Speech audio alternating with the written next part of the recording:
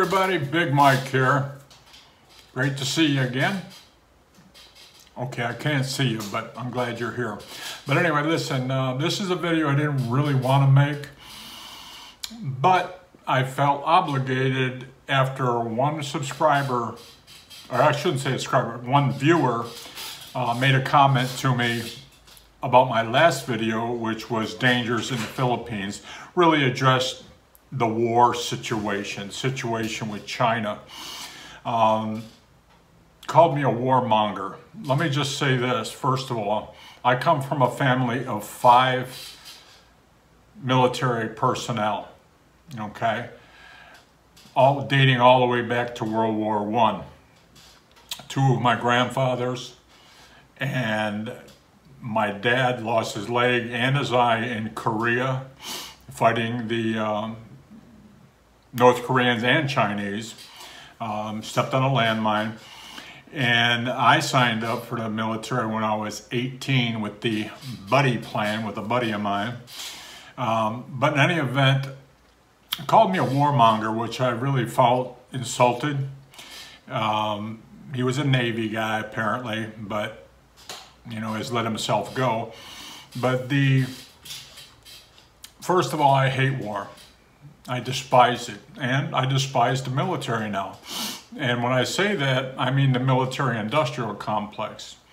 I think they are geared towards, you know, just making war so they can make money for the elite. And you can challenge me on that and comment below. I'm sure you will. But anyway, I wanted to kind of discuss a couple things. Some people that are coming to the Philippines, a comment I made previously was that, you know, think twice about coming to the Philippines and investing your retirement money and building a home and thinking it's going to be hunky-dory for forever. This is not Hawaii. Even in Hawaii during World War II, we had the Pearl Harbor situation.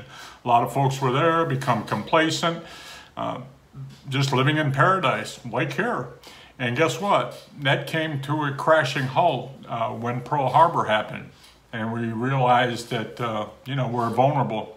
We're vulnerable again here as expats and the Filipinos as well. And in a video later, I'm going to cover some of the history of the Philippines and World War II. A lot of folks, including Filipinos, don't know it.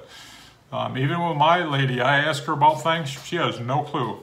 But the Japanese here were brutal. It was a brutal war. They were infiltrated throughout the whole country. So a lot of folks think, oh no, the Chinese are just going to hit like Clark or something like that. Now they're already infiltrating the whole country. Okay, that's the way it works. So what I'm going to cover today is just kind of some of the prerequisites for war. And you tell me, message below, you tell me which ones you think have already happened or are happening. And by the way, the prerequisites, they apply here in the Philippines, but also back in the United States and other countries. The Chinese got a master plan, and it's not just for the South China Sea. It goes far beyond that. But I'll cover that in the next video. This one's just going to really cover some of the prerequisites of war, in case you're not familiar with them, which a lot of people aren't. And I can tell you that a lot of expats that are here kind of in denial. They get hostile when you even talk about the situation of potential war. I don't care. I'm a realist. I'm going to go ahead and say it like it is, no matter who gets pissed off, no matter who gets hurt. I would rather see people get hurt emotionally than hurt physically. And if you're coming here, you're going to build a house, you're going to plan to stay here forever. Your forever may not be that long, okay? And first thing, and second, the situation with the Chinese, do you think it's really just going to magically go away? Not happening. This is a master plan. Okay, this deal with Taiwan, take it. It's theirs anyway, in my belief. But I think it's kind of a diversion, or maybe the spark that's being used to start a world war. But anyway, I'm getting ahead of myself. Let's go ahead and take a look at some of the prerequisites that we're going to have up here, or up there, wherever it is. The prerequisites to war generally encompass a complex array of political, economic, social, and military factors. Here are some key prerequisites. 1. Political factors. Government decision. a decision by a country's leadership or ruling government to engage in war. National interest, a strong belief that the nation's interests are threatened or could be advanced through war. Diplomatic failures, breakdown in diplomatic efforts and negotiations. 2. Economic factors, resource availability, adequate resources to sustain war efforts, such as finances, food, fuel, and raw materials. Economic pressure, economic sanctions or trade restrictions that create a dire economic situation, pushing a country towards war. 3. Social factors, public support, broad support or at least acceptance of the war by the general population. Propaganda, use of media and propaganda to rally the public and create a favorable opinion towards the war. 4. Military factors, military capability, sufficient military strength and readiness, including trained personnel, weapons, and equipment. Strategic advantage, a belief that military action can achieve the desired strategic outcomes. 5. Historical and cultural factors, historical grievances, long-standing grievances or historical conflicts between nations. Cultural hostility, cultural or ethnic tensions that contribute historically what happens just prior to war declaration. Historically, several events and actions typically precede a formal declaration of war. These steps can vary based on the specific context and the nations involved, but common patterns include 1. Rising tensions, diplomatic disputes, increasing diplomatic disagreements and failed negotiations. Incidents or provocations, specific incidents or provocations that escalate tensions, e.g., border skirmishes, attacks on nationals or assets. 2. Military preparations, mobilization of military forces, including conscription, troop movements, and positioning of assets. Military exercises, conducting military exercises or maneuvers near the potential conflict zone. 3. Political maneuvering, ultimatums, issuance of ultimatums or demands by one nation to another. Government meetings, high-level government meetings and consultations with military leaders and advisors. 4. Economic measures, economic sanctions, imposition of economic sanctions or trade embargoes. Resource allocation, allocation of resources for war efforts, including increased defense spending. 5. Public messaging, propaganda campaigns, use of propaganda to garner public support for the impending conflict. Media coverage, increased media coverage of the tensions and justifications for potential war. 6. Diplomatic breakdowns, withdrawal of diplomats, withdrawal of ambassadors and diplomatic staff from the other nation. Severing diplomatic relations, formal severance of diplomatic relations between the countries involved. 7. Intelligence and reconnaissance, intelligence gathering, increased intelligence and reconnaissance activities to assess the opponent's capabilities and intentions. Spy activities, heightened espionage activities to gather crucial information. 8. Alliances and treaty actions, alliance consultations, consultations with allies and invocation of mutual defense treaties, treaty violations, accusations of treaty violations that justify military action. 9. Public statements and speeches, government announcements, official government announcements or speeches signaling the gravity of the situation, declarations of state of emergency, declaration of a state of emergency or martial law to prepare for war. 10. Formal declaration, legislative approval, legislative bodies, e.g., parliaments, congresses, debate and approve the decision to go to war. Official declaration, formal declaration of war issued by the head of state or government, often accompanied by a detailed statement outlining the reasons for the war. Okay, there you have it. Those are not my declarations. Those are actually factual historical declarations. Look them up if you don't believe me. Question to ask is, how many of those declarations are applicable today? I would say 80%. Not only for the Philippines, but also for the U.S. So, I mean, for the gentleman that said I was a warmonger, not a warmonger. You are so ignorant. The fact is, I'm looking at the facts. I mean, you take a look at these. I'd be real anxious to hear anyone that wants to argue these points in the comments below. I'm interested. I'm open to it. But I can tell you, everything I've seen, heard, and studied, we're on the way. There's no turning back at this point. I wish there was, but I think the powers to be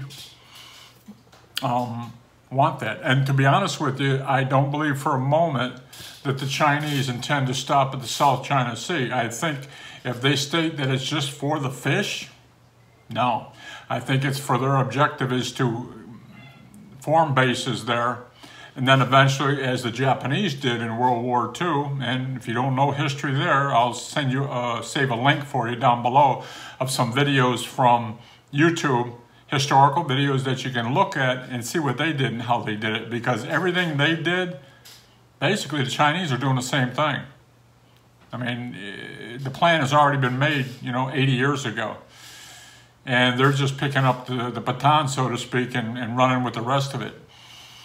So I think at some point what you're going to see is they get control of the South China Sea or the Western Philippine Ocean or Sea, whatever you want to call it. But once they do that, their goal, I think, is to take the Philippines, because to be honest with you, the Philippines is the gateway to Southeast Asia.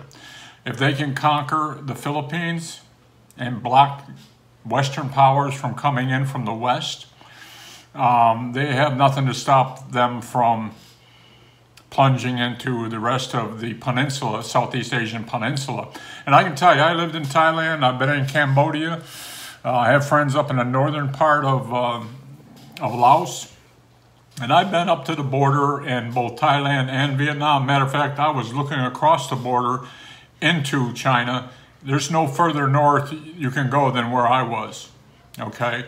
And those folks up there, I was staying with mountain people, so the mountain people on this side of the border in Vietnam and the other side, not a whole lot different. And I don't think, to be honest with you, I don't think they have any loyalty to Vietnamese. Vietnamese haven't really treated the mountain people too well. So I don't got them fighting too much, but I can see why the Chinese would want to get that. But I think, to be honest with you, I think Philippines is the first goal. I think after that, all of Southeast Asia. I know in Cambodia, I was over there when you're in the southern part of Cambodia, all the casinos and a lot of the properties being bought up by the Chinese. The Chinese, I think, just completed their railroad from China to Cambodia. Do you think that's for tourists? I don't think so. And that puts it through Laos and puts it through Cambodia, and again, really plunges them right into the whole Southeast Asian peninsula. And as far as Thailand goes, everybody loves Thailand, but I can tell you, when I'm over there, I very seldom, if ever, really saw an American flag. I saw a lot of Russians. I saw a lot of Russian, signs. They're all in Russian. Really, Russia dominates, I would say, particularly Pattaya. And I know China, at some point, I'm still not sure with them. I haven't been up to debate with them, but I know a while back they were allowing a lot of Chinese in there. So the Chinese are very heavy in Myanmar. They're, as you may or may not know, but there's a civil war going on there. It's bloody. And the Chinese are backing that as well. But the Chinese are very interested in getting the ports in Myanmar. Once you get that, they've got both sides of the Southeast Asian peninsula. And quite frankly, all of that used to be Chinese anyway, if you look at history, thousands of years ago. But I think they want it back. So anybody that believes the Philippines is not in for a hellstorm is not really well-versed in politics, military history in general, because it's right there. All you have to do is read it. Folks that are, the tourists and the expats that are here are so busy, enjoying their life and the expat life and their girlfriends and things of that nature, building houses, buying property. Man, you're in for a heavy, heavy loss when the shit hits the fan, because it will. Like I said, I don't believe it's going to go away. How is it? You think the Chinese are going to withdraw? They're going to quit? That's not their objective. They've got a master plan of the world. even Africa. Come on, folks, wake up, prepare yourself, be prepared, make sure you got an exit plan. If you got a loved one here, you better get her paperwork in order, make sure she's got an exit plan. I wouldn't want to leave a woman here after the Chinese take over. And if you read, take a look at the history of what the Japanese did here, brutal. In any event, bad news, I know. A lot of people don't like it. A lot of people don't want to hear it. A lot of people want to bury their head just like Americans have done forever. They buried their head. Look where they're at now. They really got what they deserve. I don't have any empathy for them and I'm an American. But, I would warn people for 25 years. They didn't listen, just like I'm warning you now. You're not listening. Up to you. Don't say you weren't told. Bye. Good luck. Thank you so much for watching. If you enjoyed this video, please give it a thumbs up and share it with your friends. Don't forget to subscribe to our channel and hit the little bell icon so you'll be notified whenever we post new content. Your support means the world to us and helps us keep creating amazing videos for you. See you in the next one.